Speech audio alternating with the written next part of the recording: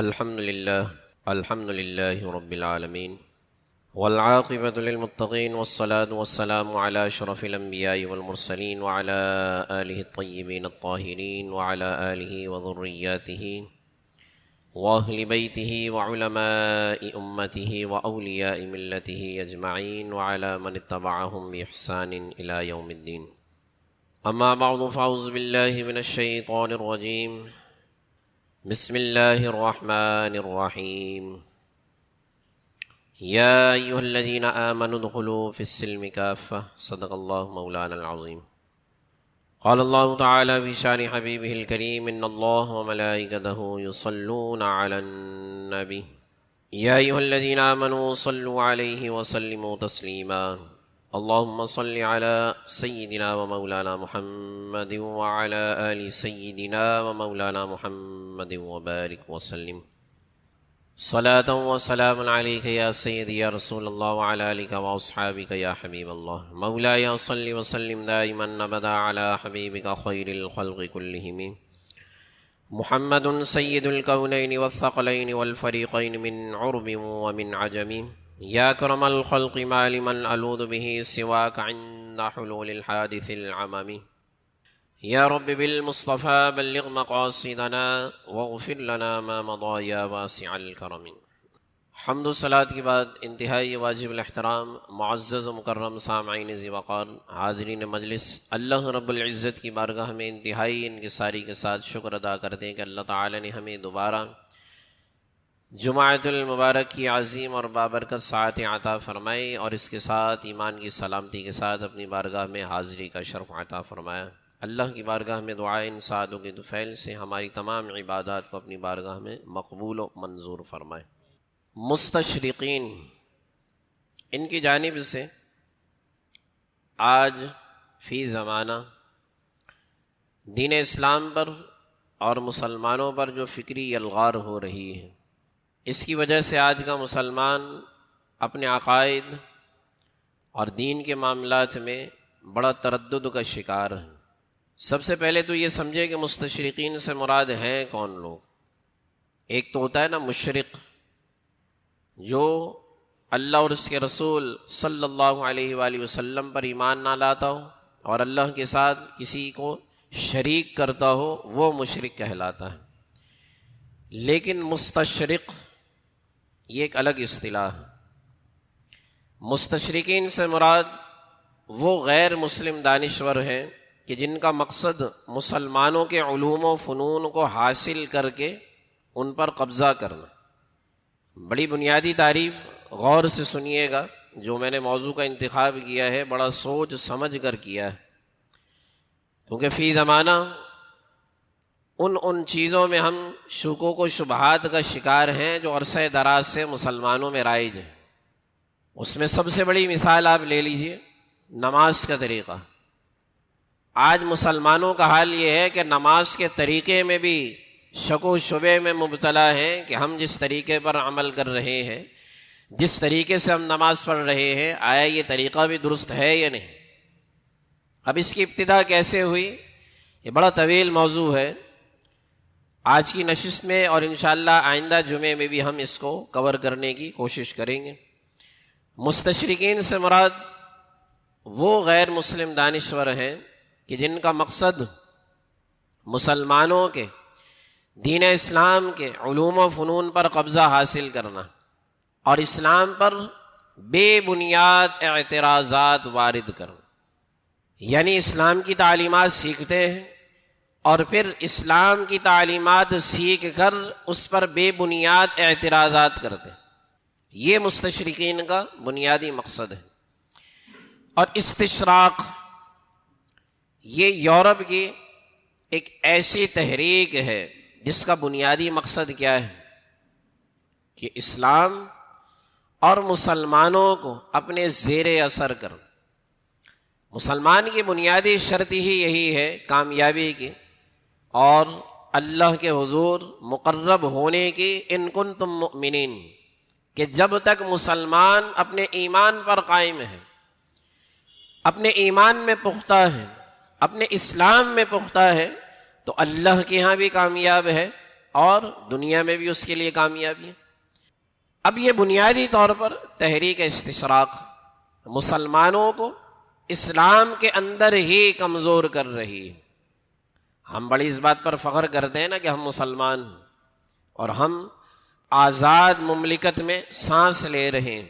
یہاں پر ہم سمجھتے ہیں کہ اسلام پر عمل کرنا ہمارے لیے بڑا آسان ہے، لیکن ذرا فکری طور پر ہم اپنے آپ کو پرکھیں کہ کیا ہم ذہنی طور پر بھی آزاد ہیں؟ ذہنی اعتبار سے بھی ہم اپنے آپ کو آزاد پاتے ہیں یا نہیں؟ تو ان کا بنیادی مقصد کیا ہے کہ اس کا آغاز یورپ سے ہوا، اور اس تحریک کا بنیادی مقصد مسلمانوں کو اور اسلام کو زیر کرنا، اور اس مقصد کے حصول کے لیے مستشرقین نے سب سے پہلے اسلامی علوم و فنون، اسی طرح اسلامی تاریخ، اسلام کی تہذیب و تمدن، عربی، قرآن، احادیث، فقہ، ان تمام چیزوں کو بڑی باریک بینی سے سیکھا، اور نہ صرف سیکھا بلکہ اس پر کمانڈ حاصل کی، اس پر ایسی دسترس حاصل کی کہ آج مسلمان بھی ان مستشرقین سے بات نہیں کر سکتا۔ یہ مستشرقین تو ایک بڑے اعلیٰ درجے کے دانشور لوگ ہوتے، میں ایک عام مشرک کی بات کروں، یہ سوال اکثر میں لوگوں سے کرتا ہوں کہ ہم اپنے آپ کو ذرا پرکھیں تو صحیح کہ ہمارا اسلام، ہمارا ایمان، ہماری اسلام کے بارے میں جو معلومات، کیا وہ اتنی ہے کہ کسی غیر مسلم کو ہم مسلمان کر سکیں؟ کیا کوئی بھی یہودی ہو، عیسائی ہو، مشرک ہو، ہندو ہو، بدھسٹ ہو، کسی بھی مذہب سے اس کا تعلق ہو، کیا ہمارا اسلام، ہمارا ایمان، ہماری اسلام سے ریلیٹڈ معلومات یا ہمارے عبادات سے ریلیٹڈ معلومات اتنی پختہ ہے کہ ہم ایک غیر مسلم کو اپنے علم سے متاثر کر کے، اپنے عمل سے متاثر کر کے اس کو دین اسلام کی طرف راغب کر سکیں؟ ذرا غور تو کریں نا ہم اپنی گریبان میں جھانک کر۔ تو اب اس کی بنیادی وجہ یہی ہے کہ مستشرقین نے جو بیج بویا تھا، آج ان کو اس کا پھل مل رہا ہے۔ وہ پھل کس طرح مل رہا ہے کہ آج مسلمان اپنے اسلام کے بارے میں ہی شکوک و شبہات کا نشانہ بن چکا ہے۔ اور اسلامی علوم و فنون کی بات کی جائے، عربی کی بات کی جائے، ہم قرآن پڑھتے لیکن عربی نہیں سمجھتے، ہم حدیث پڑھتے لیکن عربی نہیں سمجھتے، ہم قرآن کی تعلیمات کو سمجھتے نہیں، اور اگر کوئی شک و شبے میں مبتلا کر ہمارے سامنے اپنی عقل کے مطابق کسی آیت کا جو بھی ترجمہ مفہوم بیان کر دے تو ہم اس کو ہی حق سمجھتے، ہم سمجھتے ہیں کہ یہی صحیح ہے۔ تو بنیادی وجہ کہ ان مستشرقین لوگوں نے اسلام کے علوم و فنون پر مہارت حاصل کی، اسلام کی تہذیب و تمدن کو انہوں نے بڑی باریک بینی سے سیکھ، اور آج ہمارا حال یہ کہ ہم نے اسلامی تہذیب کو چھوڑ کر ان یہود و نصارہ کی تہذیب کو اپنا لیا ہے کہ جو صرف جہنم کے گڑھے ہیں ہمیں لے کر جانے والے۔ اور یہاں پر ہم یہ بھی دیکھ رہے ہیں کہ آج دنیا میں جو غیر مسلم ہیں، بالخصوص یہود و نصارہ، وہ اب اسلام کی تعلیمات کی طرف آ رہے ہیں، اسلام قبول نہیں کر رہے، لیکن جو اسلام کے بنیادی اصول ہیں زندگی گزارنے کے، ان کی طرف آ رہے ہیں، وہ چیزیں آہستہ آہستہ اپنے ملک میں، اپنی زندگیوں میں امپلیمنٹ کر رہے ہیں، اور جس کی وجہ سے ثمرہ یہ ہے کہ اللہ تعالیٰ اس کی برکت سے ان کو دنیا بے تحاشا دے رہا ہے۔ دنیا ان کے قدموں میں لا کر رکھ دی گئی، دنیا ان کے قدموں میں لا کر رکھ دی گئی، لیکن وہی مسلمان وہ دیکھ کر بس اپنے آپ کو دانت پیس رہا ہے، غصے میں اپنے آپ کو پریشان کر رہا ہے، لیکن ان عوامل پر غور نہیں کر رہا کہ یہ میرے ساتھ ہو کس وجہ سے رہا ہے۔ سورہ آل عمران کی وہ آیت ہمیشہ آپ اپنے ذہن میں رکھا کریں کہ جس میں اللہ نے تمام عالم اسلام سے، مسلمانوں سے یہ وعدہ کیا ہے کہ وَلَا تَهِنُوا وَلَا تَحْزَنُوا وَأَنْتُمُ الْأَعْلَوْنَ إِن كُنتُم مُؤْمِنِينَ، فرمائے کہ غم نہ کرو، پریشان نہ ہو، دل چھوٹا نہ کرو، یعنی کسی بات کا ملال نہ رکھو، وَأَنْتُمُ الْأَعْلَوْنَ کہ تم ہی غالب رہو گے، اللہ تمہیں ہی غالب رکھے، لیکن وہ غلبہ ہوگا کب؟ ان کنتم مؤمنین، کہ جب تک تم اہل ایمان میں شامل رہو گے تم غالب ہی رہو گے۔ اب ہم کہیں تو ہم بھی تو اہل ایمان، ہم بھی تو اہل اسلام، لیکن کیا ہمارا اسلام، ہمارا ایمان دیکھ کر، ہماری عبادات دیکھ کر کوئی شخص بھی اسلام قبول کر سکتا ہے؟ ہمارا تو حال یہ ہے کہ اسلام قبول کرنا بڑی دور کی بات ہے۔ ہمارے مسلمان بھائی کنورٹ ہو رہے ہیں دنیا کی چکا چوند دیکھ کر، کوئی قادیانیت کی طرف جا رہا ہے، کوئی بد دینیت کی طرف جا رہا ہے، کوئی لادینیت کی طرف جا رہا ہے، کوئی الحاد کی طرف جا رہا ہے، کوئی اپنے عقائد سے دستبردار ہو کر اپنے عقائد میں دیگر خراب چیزوں کو شامل کر رہا ہے۔ یعنی ہونا تو یہ چاہیے کہ ہم خود بھی حق کے راستے پر چلتے اور دوسروں کو بھی اپنے اس جماعت میں شامل کر، لیکن مستشرقین نے اسلام پر جو یلغار کی، فکری یلغار، آج دنیا جو یہ ورلڈ وار چل رہی ہے نا، یہ صرف سوچ کی یلغار، کیا فکری طور پر سامنے والے کو ایسا مفلوج کر دیں کہ آپ کو ہتھیار اٹھانے کی ضرورت ہی نہ پڑے۔ اور آج دنیا بھر میں مسلمانوں کا یہ حال ہے۔ اگر مسلمانوں کی آبادی کا تناسب دیکھیں وہ بھی زیادہ، مالی اعتبار سے بھی میں نے یہ بات ایک مرتبہ کہی تھی، آپ ریسرچ کر دیکھ لیجئے۔ ابھی بھی اگر دنیا میں آپ یہ ریسرچ کریں کہ مالی اعتبار سے سب سے زیادہ طاقتور کون ہے، مال زیادہ کس کے پاس ہے، مال زیادہ کس کے پاس ہے، تب بھی جب آپ لسٹ بنائیں گے نا تو مسلمان ہی آپ کو سر فہرست ملیں گے۔ دعوے سے یہ بات کر رہا ہوں، آپ خود ریسرچ کر کے دیکھیں۔ آج بھی اگر دنیا میں آپ دیکھیں تو اللہ نے مال و دولت کی بھی کوئی کمی ہمیں نہیں، مال بھی مسلمانوں کے پاس بے داعش ہے۔ اسی طرح جنگی ساز و سامان، ہتھیار کی بات کی جائے تو اس میں بھی مسلمان کسی سے پیچھے نہیں، لیکن اس کے باوجود بھی فکری الغار میں ان مستشرقین نے ہمیں ایسا زیر کیا ہوا ہے کہ ہمیں صرف اپنی ہی فکر لگی رہے، چونکہ اللہ کا خوف ہمارے دلوں سے انہوں نے نکال دیا ہے۔ اور ان کا بنیادی مقصد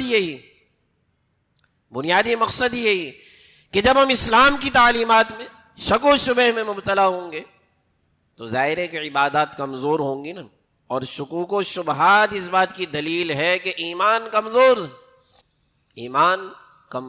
ہے۔ امام فخر الدین رازی کی ایک بات میں آپ کے سامنے ذکر کروں، کیونکہ ہر جگہ علم کام نہیں آتا، ایمان کی پختگی جو ہے نا یہ انسان کو کامیاب کرواتی ہے۔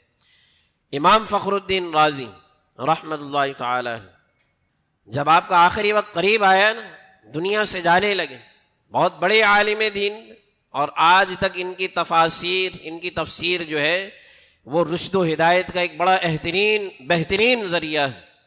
آخری وقت جب ان کا قریب آیا نا تو شیطان نے وسوسہ ڈالنے کے لیے، کیونکہ شیطان آپ کے پیچھے لگا ہوا ہے، وہ آپ کا کھلا دشمن، اب وہ آپ کے پاس آیا اور پوچھا کہ اللہ کا ایک ہونا، اللہ وحدہ لا شریک ہے، اس پر دلیل بتائیے۔ آپ نے پہلی ایک دلیل بیان کی، شیطان نے اس کو ٹھکرا دیا، دوسری بیان کی، اس کو ٹھکرا دیا، ایسے کرتے کرتے اب آپ کا آخری وقت قریب ہے نا، سانسیں کم ہو رہی ہیں اور دلیل آپ بیان کرتے جا رہے ہیں، لیکن شیطان اس کو ٹھکراتا جا رہا ہے، حتیٰ کہ بیان کیا جاتا ہے کہ 360 دلیلیں آپ نے بیان کر دی، 360 دلیلیں آپ نے بیان کر دی، لیکن شیطان نے کسی ایک کو بھی نہ مانا، کیونکہ یہ شیطان کا وسیلہ ہے۔ جو حق کو نہیں مانے گا نا تو آپ زمین و آسمان بھی اس کے سامنے لا کر رکھ دیں نا، سورج بھی آپ اس کے سامنے لا کر رکھ دیں تو تب بھی وہ سورج کو چاند ہی کہے گا، وہ سورج کو سورج نہیں کہے گا۔ تو آپ کے جو مرشد کریم تھے وہ دوسرے مقام پر وضو فرما رہے تھے، اب آپ نے جب چلو ایسے پانی کا بھرا نا چہرہ دھونے کے لیے، تو وہی چلو آپ نے ایسے ہوا میں اچھالا اور کہا کہ فخر الدین اس سے کہو کہ میں بغیر دلیل کے اللہ کو ایک مانتا ہوں، مجھے دلیل کی ضرورت ہی نہیں، اللہ ایک ہے تو اللہ ایک ہی ہے۔ تو جیسے ہی مرشد کریم کے وہ پانی والے چھینٹے آپ کے چہرے پر پڑے اور آپ نے پڑھا لا حول ولا قوت الا باللہ کہ شیطان لعین میں اللہ کی پناہ مانگتا ہوں تجھ سے، میں اللہ کو بغیر دلیل کے ایک مانتا ہوں۔ اب مانگ لو دلیل، تو شیطان جو ہے وہ مٹی اپنے سر پر ڈالتا ہوا وہاں سے چلا گیا۔ تو بات میں اصل نقطہ آپ کے سامنے کیا عرض کرنے جا رہا تھا کہ عبادات میں کمزوری کا مطلب یہ ہے کہ ایمان میں کمزوری، عقائد میں کمزوری۔ اب عقائد و ایمان کی کمزوری کا مطلب یہ ہے کہ آپ کے سارے اعمال ہی خطرے میں، آپ کے سارے اعمال ہی خطرے میں ہیں، کیونکہ یہ تو سراسر معاملہ ہی دل کا ہے۔ اقرار باللسان کافی نہیں، تصدیق بالقلب ضروری۔ اقرار باللسانی کے ساتھ تصدیق بالقلب جب تک نہیں ہو تو آپ جتنے ہی اعمال صالحہ کرتے رہیں وہ سب کے سب اعمال بیکار ہیں۔ تو آج یہ اسلام پر یہ فکری یلغار ہو رہی ہے، اور تحریک استشراق کے دیگر اہداف و مقاصد میں آپ کے سامنے عرض کروں۔ مسلم علماء نے اس سلسلے میں تحریک استشراق کے کئی اہداف و مقاصد بیان کیے ہیں، جن میں سے پہلا کیا ہے کہ دین اسلام کی تعلیمات کو مسخ کرنا، یعنی اس کا حلیہ بگاڑ دینا۔ آج کا مسلمان اگر آپ دیکھیں، آپ کسی کو نہ دیکھیں، ایک آئینہ لیں بڑا سا، آپ اپنے آپ کو دیکھیں اور اسلام کی بنیادی تعلیمات آپ پڑھیں تو آپ کو پتہ چلے گا کہ جو اصل تعلیمات ہیں، اصل اسلام ہے، وہ یہ جو آئینے میں نظر آ رہا ہے وہ یہ نہیں ہے۔ اصل دین اسلام کچھ اور۔ ہم نے اسلام کی بنیادی روح جو تھی، اسلام کی روح جو تھی وہ کیا تھا؟ سب سے بنیادی چیز کیا تھی؟ وہ تھا اخلاص، انسان کی نیت، جس کے بارے میں حضور سید عالم صلی اللہ علیہ وآلہ وسلم نے ارشاد فرمایا نا کہ نیت المؤمن خیر من عملہ، او کما قال علیہ الصلاۃ والسلام، فرمایا کہ مومن کی نیت اس کے عمل سے بہتر ہے۔ آج ہمارے نزدیک نیت کی کوئی اہمیت نہیں، آج ہمارے نزدیک اخلاص کی کوئی اہمیت نہیں، ہم نے ظاہری حلیوں کو اہمیت دی ہوئی ہے۔ ہم ظاہری حلیہ دیکھ کر بندے کے ساتھ معاملات کریں، اگر اس نے بہت اچھا سوٹ بوٹ پہنا ہوا ہے، کوئی برانڈڈ گھڑی نظر آ رہی ہے اس کے ہاتھ میں، اور جوتے پر ہم نظر ڈال دیں، کوئی اچھی نسل کا جوتا اگر ہمیں نظر آ رہا ہے تو ہم اندازہ لگا لیتے ہیں کہ یہ برانڈڈ آدمی، یہ واقعی عزت کے لائق آدمی، عزت کے لائق آدمی۔ تو اس کی ایک چھوٹی سی مثال میں آپ کو دوں۔ اگر میں کہوں، حالانکہ آپ مجھے جانتے ہیں، حافظ قرآن، ٹھیک ہے، قاری قرآن، پھر عالم، پھر مفتی، ٹھیک ہے، یہ ساری چیزیں ہیں۔ اب میں آپ کو کہوں کہ میں ایم اے انگلش بھی کر رہا ہوں تو آپ کو سن کے کیسا لگے؟ بتائیے تو صحیح، ارے بولیے بھائی، ہیں کیسا لگے گا آپ کو؟ میں بولوں کہ میں ایم اے انگلش کر رہا ہوں، کیسا لگے گا آپ کو؟ سن کر کئی لوگوں کی تو آنکھیں کھل گئی کہ یار امام صاحب ایم اے انگلش کر رہے ہیں، بڑی بات ہے۔ لیکن وہیں امام صاحب حافظ ہیں، قاری ہیں، مفتی ہیں، عالم ہیں، اس کی کوئی اہمیت نہیں۔ ایم اے انگلش کی اہمیت زیادہ ہو گئی یا نہیں؟ تو بس یہ مثال کافی ہے میرے خیال ہے سمجھانے کے لیے کہ ہم آج جا کس طرف رہے۔ ہماری نظر میں اہمیت کن چیزوں کی؟ ہماری نظر دنیا کی طرف لگی ہوئی، دین کی طرف نہیں، ہماری نظر آخرت کی طرف نہیں۔ ہم نے دنیاوی چیزوں کو اپنا حصول بنایا ہوا ہے۔ دنیا میں اگر کوئی ترقی کر رہا ہے، دنیا میں اگر کوئی آگے جا رہا ہے تو ہمارے نزدیک وہ بڑا اہم ہے، لیکن اگر وہی دین میں ترقی کر رہا ہے تو ہمارے نزدیک وہ اہم نہیں ہے۔ تو یہی استشراق کی تحریک کا ہدف ہے جو آج ان کو مل رہا ہے کہ آج مسلمان انتشار کا شکار ہیں، آج مسلمان اپنی بنیادی تعلیمات میں شکوک و شبہات کا شکار ہیں، اور ہم اپنی تعلیمات کو حاصل کرنا ہمارے لیے صرف ایک رسمی طور پر ضروری ہے، ورنہ ہم نے اپنی زندگی کا مقصد اس کو نہیں بنایا ہوا۔ ہماری زندگی کا مقصد دین اسلام نہیں، ہماری زندگی کا مقصد آخرت نہیں، ہماری زندگی کا مقصد تقوی ہے ہی نہیں۔ تو اب تحریک استشراق کا پہلا ہدف کیا ہے کہ دین اسلام کی تعلیمات کو مسخ کرنا۔ آج آپ ذرا رپورٹ اٹھا کر تو دیکھیں، صرف پاکستان کی آپ رپورٹ آپ اٹھا کر دیکھیں کہ کثرت سے لوگ جو ہے وہ بے دینی اور الحاد کی طرف جا رہے ہیں۔ اور اس سے بڑی برائی یہ ہے کہ لوگوں کو پتہ ہی نہیں ہے کہ الحاد اور بے دینی ہے کیا۔ کہنے کو تو ہم مسلمان ہیں، کہنے کو تو ہم دین اسلام پر عمل کر رہے ہیں، لیکن نظریاتی طور پر، عقائد کے طور پر ہم خود ہی اپنی تعلیمات کو مسخ کرنے میں لگے ہوئے ہیں، مسخ کرنے میں لگے ہوئے ہیں۔ لہذا کسی مسلمان کے دین کو تبدیل کرنا تو آسان نہیں تھا نا۔ میں وہی ایک مثال دیتا ہوں نا کہ یہودی مسجد کے دروازے پر تو نہیں کھڑا ہوا نا، نمازی کا ہاتھ پکڑ کر روک رہا ہے۔ ہم ہر چیز، ہر کھاتا جو ہے نا وہ یہود و نصارہ کے کھاتے میں ڈال دیتے ہیں نا کہ یہ بھی یہودیوں کی سازش، یہ بھی۔ تو آپ مجھے بتائیے کہ یہودی سچ بولنے سے منع کر رہا ہے، مسجد کے دروازے پر کھڑا ہوا ہے، جو ناپ تول کرنے والا ہے کیا اس کا ہاتھ پکڑ کر کہتا ہے کہ بھائی اس میں تو بددیانتی کر؟ ہم خود کر رہے ہیں نا۔ اب یہ کر اس وجہ سے رہے ہیں کہ یہ تحریک استشراق کے ان کے مقاصد ہیں۔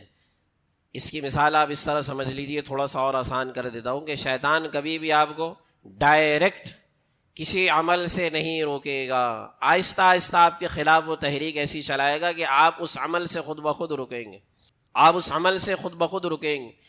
تو لادینیت میں آج مسلمان مبتلا ہیں، وہ اسی وجہ سے کہ کوئی یہودی، کوئی عیسائی، یا خاص طور پر یہ مستشرقین، یہ مسلمان کو اسلام سے ہٹنے کے لیے ڈائریکٹ نہیں کہتے۔ اور اگر ہمیں کوئی ڈائریکٹ آ کر کہے کہ آپ اسلام چھوڑ دیں تو اس کا جملہ پورا ہونے سے پہلے ہو سکتا ہے ایک چماٹ ہم اس کے چہرے پر رسید کر دیں کہ یہ کیا بکواس تو کر رہا ہے، ایسا ہی ہے نا۔ تو اب دین اسلام کو ڈائریکٹ وہ آ کر ہم سے نہیں لے گا، بلکہ ہمیں اسلام میں ہی ایسے شکوک و شبہات میں مبتلا کیا جائے گا کہ آہستہ آہستہ ہم دین سے دور ہوتے چلے جائیں۔ جیسے میں نے عرض کیا نا کہ آج نماز کے معاملات میں ہم شک و شبہ میں مبتلا ہیں، اور اس پر میں ایک جملہ اکثر کہتا ہوں، اور مجھے اس بات پہ شدید اختلاف ہے، شدید اختلاف ہے۔ رفع یدین سے نماز پڑھنے کو میں نے کبھی بھی غلط نہیں کہا ہے، کیونکہ غلط کہنا عین رسول اکرم صلی اللہ علیہ وآلہ وسلم کے طریقے پر سوالیہ نشان ہے۔ تو میں اپنی آخرت کیوں خراب کروں بھائی؟ رفع الیدین سے نماز پڑھنا بالکل حضور علیہ الصلوۃ والسلام کا طریقہ ہے۔ اگر کوئی واقعی حدیث کی روشنی میں رفع الیدین کر رہا ہے، صحیح نماز پڑھ رہا ہے، میری نظر میں، میری رائے ہے، یہ بالکل صحیح نماز پڑھ رہا ہے۔ اختلاف اس بات پہ ہے کہ رفع الیدین والا ہمیں کیوں غلط کہہ رہا ہے، میرا اختلاف اس بات میں۔ اس کا جواب مجھے کوئی لا کر دے کہ جب میں رفع الیدین کو غلط نہیں کہہ رہا اور میں خود اس کا ڈیفینس کر رہا ہوں کہ وہ طریقہ بھی حضور علیہ الصلوۃ والسلام کے عمل سے ثابت ہے، تو بھائی یہ طریقہ کوئی ہم نے اپنے گھر سے تھوڑی نکالا ہے، یہ طریقہ بھی حضور سید عالم صلی اللہ علیہ وآلہ وسلم کی ذات اقدس سے ثابت ہے۔ جس طرح وہ حدیث کے مطابق نماز پڑھ رہے ہیں، ہم بھی حدیث کے مطابق نماز پڑھ رہے ہیں۔ تو اب دین کے معاملے میں یہ جو بنیادی مقصد ہے، جو اللہ نے ایمان بالغیب کے ساتھ سب سے پہلے نمبر پر اس کو بیان کیا نا ابتدا میں کہ یؤمنون بالغیب ویقیمون الصلاۃ، کہ ایمان بالغیب تمہیں رکھنا ہے، اور دوسرے نمبر پر نماز کو قائم کرنا ہے۔ آج مسلمانوں کو اسی میں شک میں مبتلا کر دی، اسی میں شک میں مبتلا کر دی، اور کثرت سے بچے، خاص طور پر نوجوان بچے میرے پاس آتے ہیں اور پوچھتے ہیں کہ امام صاحب رفع الیدین سے نماز اگر ہم نہیں پڑھ رہے تو ہماری نماز صحیح ہے یا نہیں؟ یعنی شک میں مبتلا کر دیا نا آپ نے اس کو، اور جو کرنے والا ہے وہ اپنی آخرت کے بارے میں فکر مند نہیں ہے۔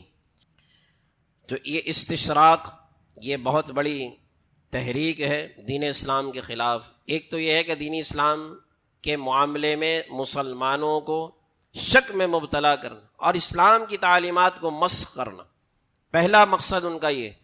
دوسرا ایک بڑا مقصد کیا ہے؟ غلبہ اسلام کا خوف، غلبہ اسلام کا خوف۔